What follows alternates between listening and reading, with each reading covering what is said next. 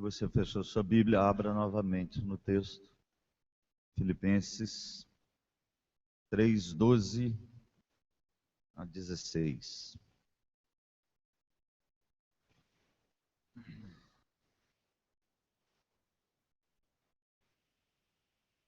No ano de 1980, acampamento de carnaval, uma fazenda, nós éramos bem jovens ainda, e foi convidado para ser o preletor do acampamento um líder, fazia parte de um grupo lá de Belo Horizonte. Ele foi até a nossa cidade e ele deu uma série de estudos. E eu me lembro que eu fiquei muito bravo com uma palestra dele, embora sendo jovem, eu tinha uma compreensão ainda já tinha uma compreensão de algumas verdades bíblicas. E uma das coisas que ele ensinou ali, que o crente pode chegar a um estágio da vida dele que ele não peca mais. E ele usou esse texto para dizer, olha, nós podemos chegar num estágio da vida em que a gente não tem mais pecado. E eu achei interessante a fala dele, fiquei indignado com o que ele disse, porque eu sabia que a Bíblia não ensinava isso, mas eu não tinha argumento, às vezes, para combatê-lo naquela época. Dá vontade de encontrar com ele de novo, para ver se ele ainda pensa da mesma forma, se ele não pecou nesse tempo todo. Esses dias alguém disse para mim assim, pastor, eu encontrei uma pessoa e a pessoa falou para mim que não tem pecado. Ele falou assim, eu estou num estágio da minha vida que eu não peco mais, eu tenho falta, não tem pecado. Eu achei engraçado essa colocação. Eu tenho faltas, eu não tenho pecado. Né? Mas é interessante, irmãos, que essa é uma doutrina, é uma heresia que surgiu. Lá no dia dos apóstolos, no tempo dos apóstolos, já existiam os judaizantes que eles acreditavam que através da observação das leis, das cerimônias, eles podiam chegar a um estágio da vida deles que eles se tornavam então superiores e perfeitos, melhores do que os outros. Não somente esse grupo, mas surgiu nos dias dos apóstolos o que a gente chama de pré-gnosticismo, que era aquela ideia de um conhecimento superior, de um estágio na vida espiritual que a pessoa chegava num patamar que ela se encontrava superior às outras pessoas. Então isso já está presente lá do passado, e através da história, os perfeccionistas, eles estão presentes pregando a sua doutrina. Mas não é isso que o texto ensina. Nós vamos olhar esse texto então nessa noite. É um texto precioso. Paulo fala de algo tão prático para nós, que eu quero compartilhar com os irmãos. O texto lido é, na verdade, uma metáfora esportiva. O John MacArthur, ele tem um comentário sobre o livro de Filipenses, e ele diz assim, pelo uso que Paulo faz de metáforas esportivas, Paulo certamente era alguém que gostava de práticas esportivas, ou alguém que estava sempre antenado ao tipo de jogos olímpicos que existiam principalmente na Grécia dos seus dias. Agora, eu acredito que, na verdade, Paulo ele quer trazer uma mensagem contextualizada, porque Filipos ficava na Macedônia, e Macedônia era o norte da Grécia naquela época. Então Paulo está escrevendo para um povo que sabia muito bem a linguagem olímpica, a figura, a metáfora esportiva, porque era um povo que respirava isso, que vivia em função disso também em muitas de suas cidades. E Paulo usa essa metáfora esportiva aqui no texto para dizer que todo crente verdadeiro, ele participa de uma corrida espiritual. Todos nós, crentes em Cristo Jesus, estamos, por assim dizer, correndo a nossa carreira cristã. E é bom a gente lembrar que o cidadão de Atenas, por exemplo, eles só podiam correr nas Olimpíadas lá quem fosse cidadão grego, ou tivesse a cidadania grega, ou de Atenas. Ele não corria para ganhar a cidadania, ele corria porque ele era um cidadão de Atenas, um cidadão grego. E a mesma coisa a gente entende aqui, né? O crente ele não corre para ganhar o céu, mas ele corre porque ele é um cidadão do céu. E essa é a pré-figura que a gente estabelece aqui para a gente entender essa corrida na carreira cristã. E ao lermos esse texto, nós temos o que os comentaristas chamam de tensão entre o já e o ainda não.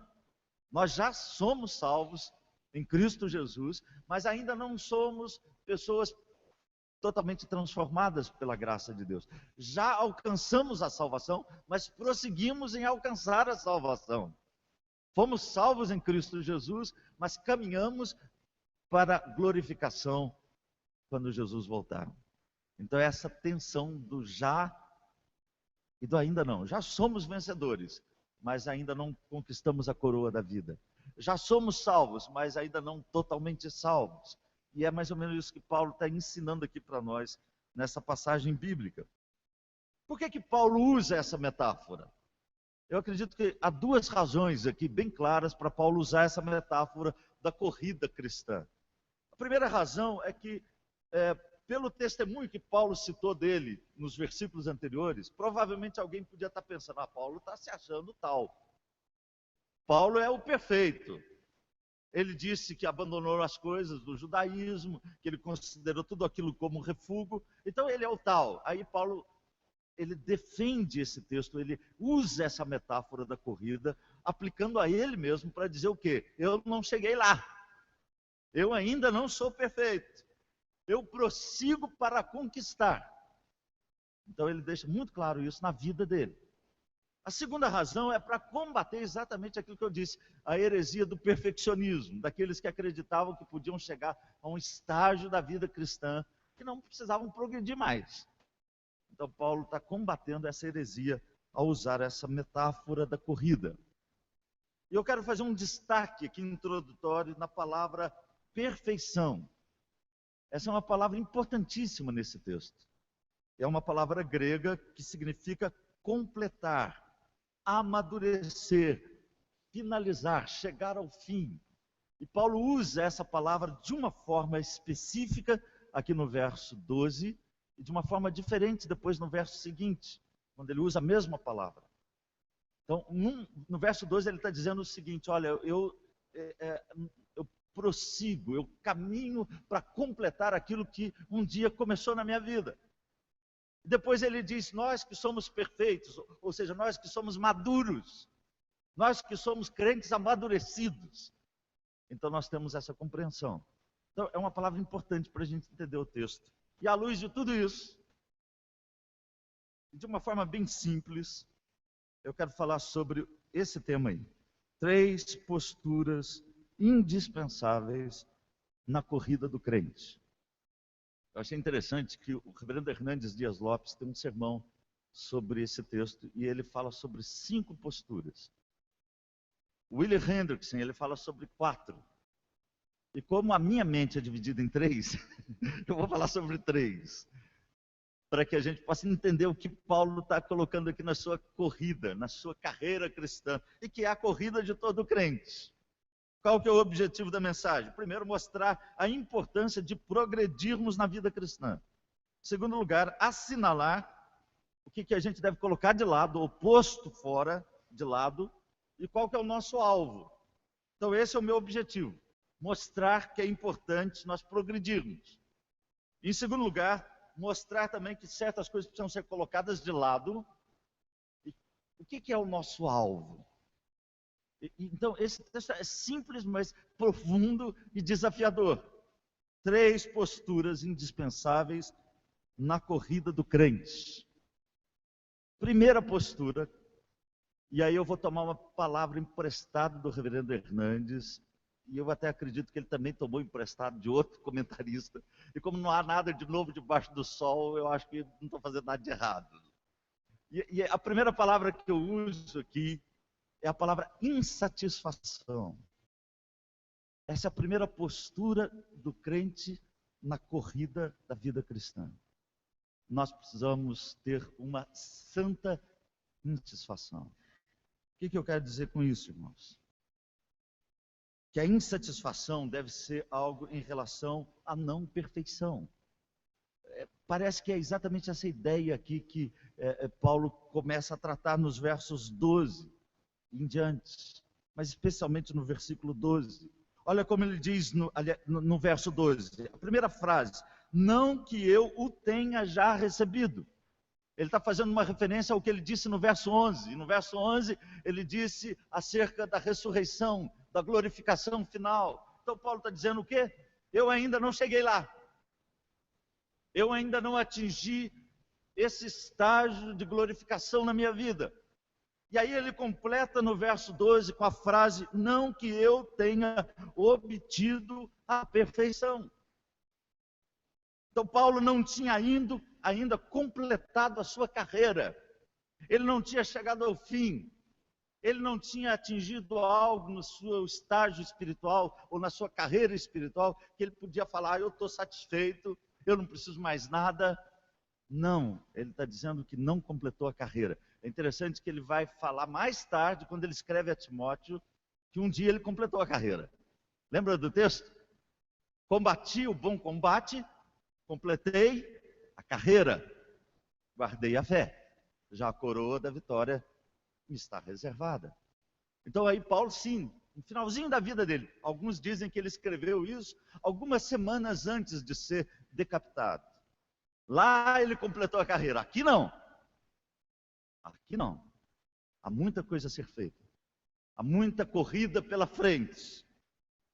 E havia então aqui em Paulo o que eu chamo de santa insatisfação. Ele já era salvo, ele tinha consciência da sua salvação, mas ele sabia que podia fazer muito mais ainda na vida cristã. Então é por isso que eu trato desse primeiro ponto que eu creio ser importantíssimo. Na carreira da vida cristã, eu e você precisamos de insatisfação.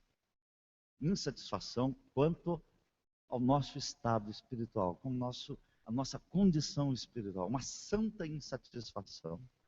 O que eu quero dizer com isso, irmãos? É lamentável quando crentes ficam satisfeitos consigo mesmos. Tem uma frase do Guimarães Rosa que eu acho interessante. Ele diz assim, o animal satisfeito dorme. Eu gosto dessa frase. O Mário Sérgio Cortella tem uma expressão interessante, ele diz assim, nós não nascemos prontos. Nós nascemos não prontos e vamos nos fazendo.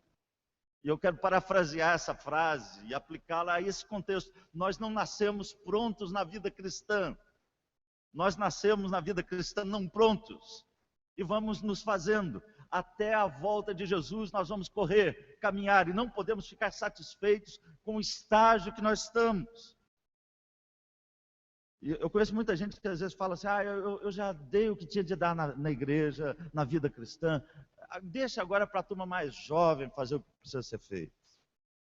Eu até entendo, irmãos, que os anos, quando eles vêm, eles nos tiram a agilidade, a mobilidade, para fazermos certas coisas na nossa vida. Mas ninguém pode dizer isso.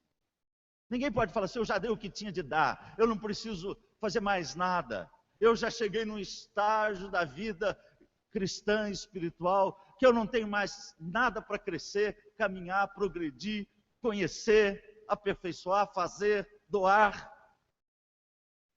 Se você chegou a esse estágio, então, como diria Guimarães Rosa, dorme. Dormir na Bíblia tem um sentido muito interessante, né? Aqueles que dormiram é aqueles que morreram. Então, o que você está fazendo vivo? Morre! Ah, não chegou a minha hora. Por que não chegou a hora? Porque tem coisa para fazer ainda. Se não pode fazer algo que você fazia antes, ore, clame a Deus, evangelize alguém, dê testemunho, mas faça, porque o crente satisfeito consigo mesmo é um entrave. Igualmente lamentável é a presunção espiritual. É um indivíduo que diz, eu estou num nível de espiritualidade acima de você. Eu cheguei num patamar da minha vida e olha todo mundo de cima. Há dois exemplos na Bíblia que eu gostaria de citar. O primeiro é o exemplo da igreja de Sardes. A igreja de Sardes era uma igreja que tinha fama que estava viva. Mas Jesus diz, está morta. E o outro exemplo é o exemplo de Sansão, que desobedeceu a Deus, que revelou o segredo e fez exatamente o contrário daquilo que Deus tinha pedido para ele fazer na lei. E quando ele tem os seus cabelos cortados, a Bíblia diz que os inimigos vêm, e Sansão diz o seguinte: eu me levantarei e destruirei todos os meus inimigos, mais essa vez. Só que ele não sabia que ele não tinha mais força, porque Deus o havia abandonado. Tem muita gente assim, né? Presunçosa, achando que está viva, que está forte, mas precisa crescer mais, correr mais, fortalecer mais, caminhar mais, aprender mais. Ah, não preciso ir na igreja, porque eu já sei tudo. Sabe nada. Sabe nada. Eu me lembro de uma vez conversando com uma senhora de 90 e poucos anos, num grupo pequeno, a gente estava numa reunião de oração, e eu comecei a falar de Jesus, e era uma senhora que frequentava a igreja. E ela disse: pastor, hoje eu entendi, porque Jesus é o Salvador.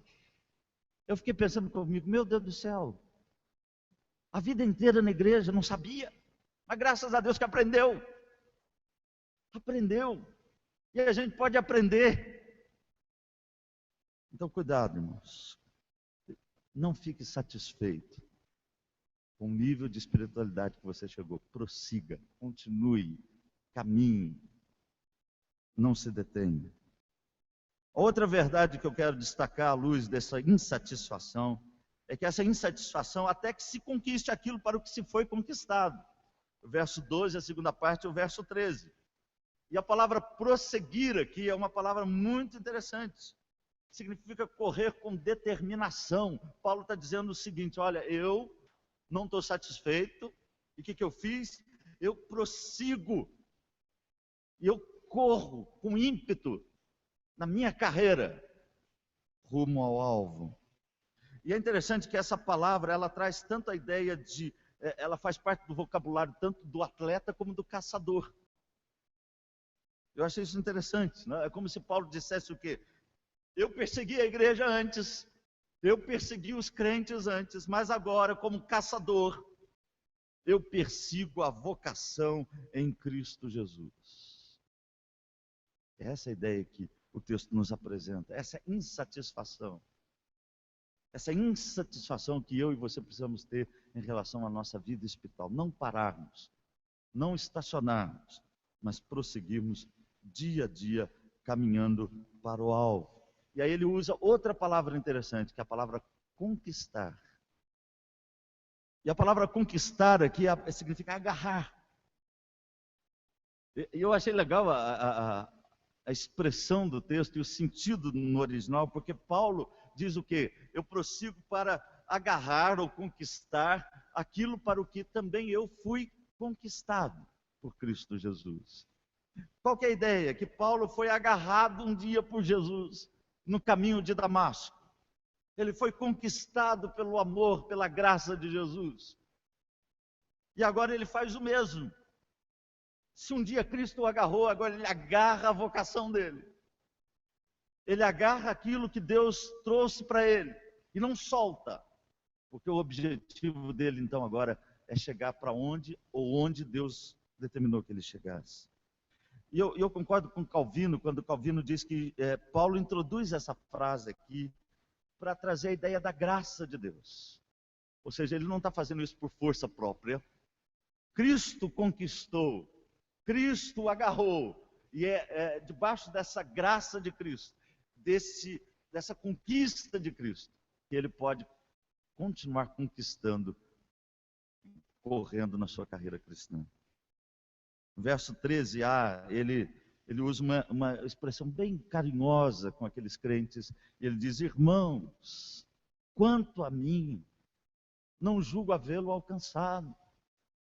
E ele traz uma declaração comovida, para dizer que se os outros estavam pregando um perfeccionismo, ou um estágio na vida espiritual que não precisava fazer mais nada, ele não.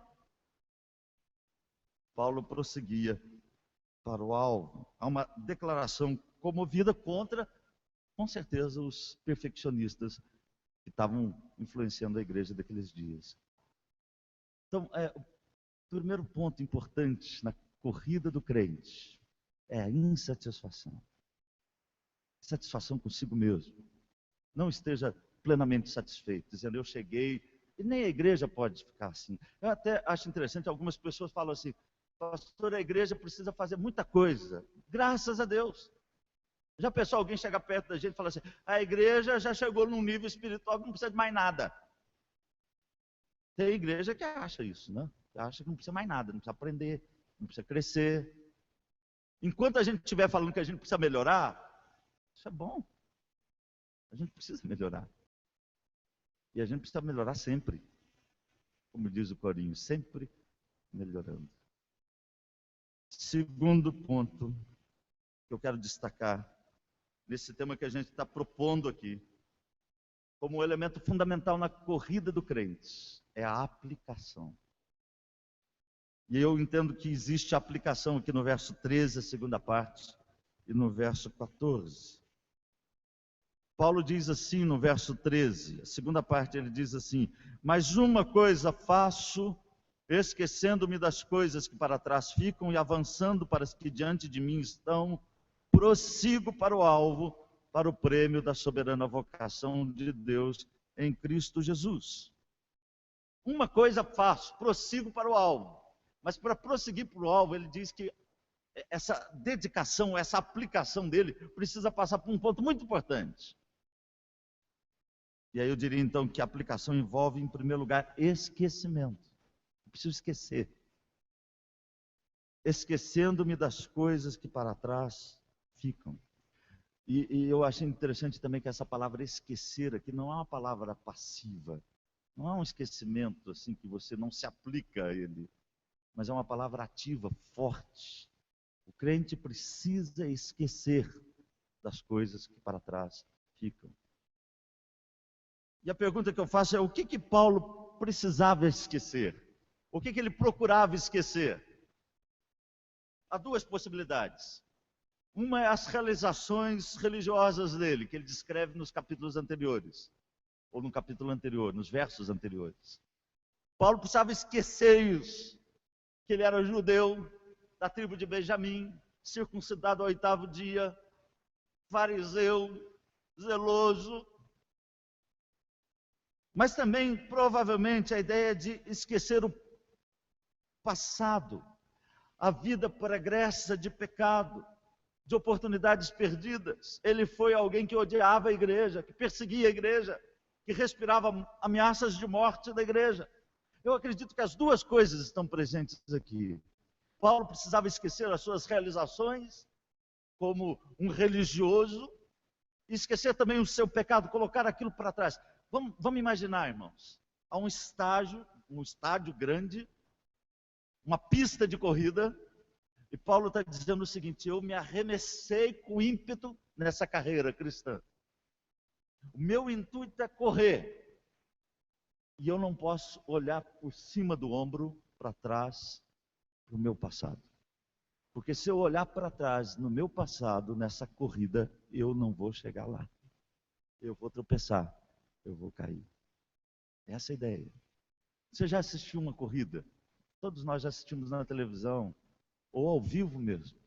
O atleta, ele corre com ímpeto. Ainda mais se é uma corrida de 100 metros. Ele corre com força, ele não olha para trás. Porque um minutinho que ele olhar para trás, ele vai perder tempo, ele vai cair, ele vai perder a corrida. É isso que o texto está dizendo. Não olhe para trás. Não olhe para o seu passado de pecado, porque Cristo já perdoou você de todos os seus pecados. Mas não olhe também para as suas conquistas. Não fique lembrando dos seus louros, ou da vida do passado, que a gente diz, aquele tempo que era bom, e a gente só fica olhando para lá. Aquele tempo que era bom, naqueles dias que eram melhores. E a gente só fica olhando para lá. Quem olha para trás, corre o risco de não chegar onde precisa chegar. Esquecendo-me das coisas que para trás ficam. Jesus diz algo interessante. Jesus diz a um discípulo, alguém que queria segui-lo. Alguém se apresentou, Senhor, eu quero seguir-te. Mas deixa eu ir lá primeiro sepultar os meus pais, despedir-me dos de casa. E aí Jesus diz, todo aquele que põe a mão no arado e olha para trás, não é apto para o reino de Deus. Então o crente não pode olhar para trás. Nós estamos numa corrida. Olhar para trás para o pecado ou para os louros do passado não deve ser o nosso caso. Não é ser desmemoriado, por favor, não é isso. Não é ser alguém sem gratidão no coração, não é isso. Mas é ficar preso lá, no passado. Não adianta nada. Segundo lugar, a aplicação envolve concentração. Olha o verso 13, a segunda parte do verso 13. Paulo diz assim: esquecendo-me das coisas que para trás ficam e avançando para as que diante de mim estão. Lembra da corrida? Paulo estava concentrado no que estava diante dele. E eu gostei da palavra avançar aqui. Significa algo com força, estender para frente com esforço. O Hendrickson, ele comenta essa palavra dizendo o seguinte: Paulo pinta o corredor exercitando todos os seus nervos e músculos, correndo com todas as suas forças rumo ao alvo. Então pensa na ideia, né, de um atleta aqui se arremessando. Quando a gente assiste corrida, é até interessante, né? Quando eles estão chegando perto da linha de chegada, eles se atiram para frente, para ganhar ali um pouquinho sobre os adversários, e quem sabe chegar na fita antes dos outros. Então é essa ideia de você se arremessar, se você avançar, se inclinar com força, todos os músculos da sua vida espiritual. Então a aplicação envolve concentração. Terceiro lugar, a aplicação envolve também perseverança. Eu entendo que é esse o sentido do verso 14 aqui, quando ele diz: prossigo para o alvo, para o prêmio da soberana vocação de Deus em Cristo Jesus. Nós podemos ver perseverança tanto no verbo prosseguir, como no alvo, ou na palavra alvo aqui. Prosseguir traz a ideia de continuar, de não distrair, de persistir. E alvo é algo no qual nós não tiramos os nossos olhos. O reverendo Hernandes acredita que a palavra alvo, que ela pode se aplicar daquela fita na chegada da corrida. Então o atleta, ele olha lá. Isso significa que ele é perseverante, que ele não desiste fácil, que ele está olhando para lá, firmemente. E aí ele fala do prêmio da soberana vocação.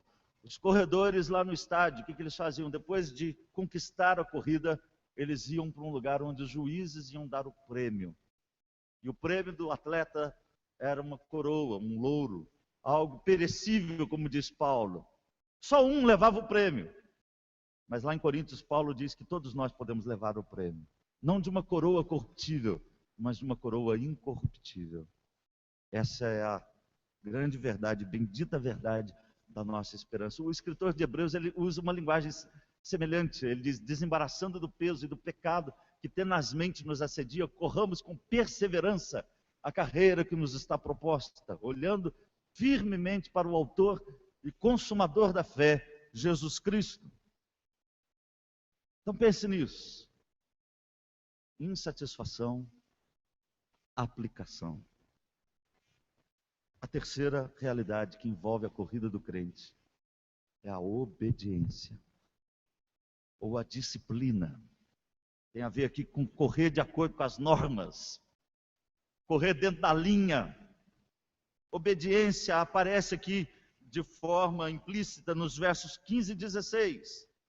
Porque a obediência é que nos leva à maturidade, diz o verso 15. As palavras, ou a palavra perfeitos aqui é a palavra maduro, alguém que chegou à maturidade na vida cristã, porque obedeceu. Paulo está falando de um conhecimento maduro, não de um crente perfeito, mas de alguém que caminhou certa caminhada ou corrida e já chegou num amadurecimento da sua vida cristã. E ele diz algo importante também no verso 15, ele diz assim: todos, pois, que somos perfeitos ou amadurecidos, tenhamos este sentimento. A palavra sentimento aqui pode ser entendimento, compreensão. E se porventura pensais de outro modo, também isso Deus vos esclarecerá. Ele não está permitindo a discórdia. Ele não está dizendo: pense de outra maneira, diferente dessa. Mas Paulo está dizendo, olha, vamos ter o mesmo sentimento, o mesmo entendimento. Esse é o objetivo da gente se amadurecer na vida cristã. Isso vem com obediência. Isso fica mais claro, irmãos, no verso seguinte. Quando Paulo nos ensina que a disciplina ou a obediência é correr dentro da linha. A palavra andemos aqui é uma palavra militar que significa caminhar em ordem. Correr dentro da linha. Obedecer às regras. Lá em Timóteo, na segunda carta a Timóteo, Paulo diz que o atleta, ele não é coroado se ele não lutar segundo as normas. É a mesma ideia aqui desse texto. O atleta, ele não pode correr transgredindo as leis da corrida, ele vai ser excluído. Ele não vai perder a cidadania dele. Ele não vai deixar de ser um cidadão do céu, mas ele vai perder o prêmio. Ele vai ficar travado na corrida, porque ele precisa correr segundo as normas. O crente não pode sair do caminho, dar uma volta lá por outro atalho, sair da sua raia de corrida. Ele tem de correr de acordo com as normas da corrida. Eu acho interessante a gente pensar nisso, irmãos. E eu quero terminar esse ponto dizendo algo importante. Deus nos dá alguns recursos para fazermos isso, para a gente correr dentro da linha. O primeiro recurso é a palavra dele. É a palavra de Deus que nos mantém dentro da linha. Lembra do Salmo 119, quando o salmista diz, guarda a tua palavra no meu coração para não pecar contra ti. E no verso 105 ele diz, lâmpada para os meus pés é a tua palavra e luz para os meus caminhos. É a palavra de Deus que nos orienta, que limita a nossa corrida com os mandamentos do Senhor. O segundo recurso fornecido por Deus para nós obedecermos é a oração. Quando nós oramos, Deus nos livra da tentação. É por isso que Jesus nos ensina a orar dizendo, livra-nos da tentação e do mal. E a oração é um meio que Deus usa para nos manter na pista de corrida segundo as leis e as normas dessa corrida. Terceiro lugar, o terceiro recurso fornecido por Deus são os bons exemplos. Os bons exemplos da história. Eu gosto muito de Hebreus, porque em Hebreus a ideia de um estádio que nós estamos correndo, e na arquibancada existem testemunhas, que estão ali não para torcer por nós, mas para servir de exemplo. Visto que temos a rodear-nos tão grande nuvem de testemunhas, que testemunhas são? Os heróis da fé do passado, aqueles os quais o mundo não era digno, aqueles que marcharam com fé pela história. Então nós temos bons exemplos de gente que correu bem. E o quarto e último recurso fornecido por Deus é o próprio Senhor Jesus, que correu a sua carreira. O próprio Senhor Jesus que nos capacita a correr também a nossa carreira cristã. Falei mais do que eu queria falar, mas falei o que precisava falar. E eu quero deixar novamente bem claro para você a ideia da corrida do crente. 3 posturas indispensáveis na corrida do crente. Fácil de decorar e de guardar. Insatisfação, aplicação e obediência. Guarde isso. Insatisfação, aplicação e obediência. Eu quero fazer rapidamente uma aplicação desse sermão. Em primeiro lugar, nunca se acomode em sua vida cristã. Nunca se acomode. E nunca presuma já ter chegado à perfeição. Continue correndo até se encontrar com Jesus. Segundo, aplique-se em prosseguir para o alvo, para o prêmio da soberana vocação em Cristo Jesus. Para isso, esqueça o passado e concentre no caminho que está à sua frente, na pista de corrida. Terceiro e último lugar, não procure atalhos, seja obediente. E que Deus te abençoe. Amém? Vamos, irmãos, nos preparar para a ceia do Senhor. hino 251. Enquanto cantamos o hino, eu vou chamar os presbíteros que estão aqui, os em disponibilidade também, que nos ajudem para servirmos a ceia do Senhor. Hino 251, vamos nos colocar em pé para cantarmos esse hino.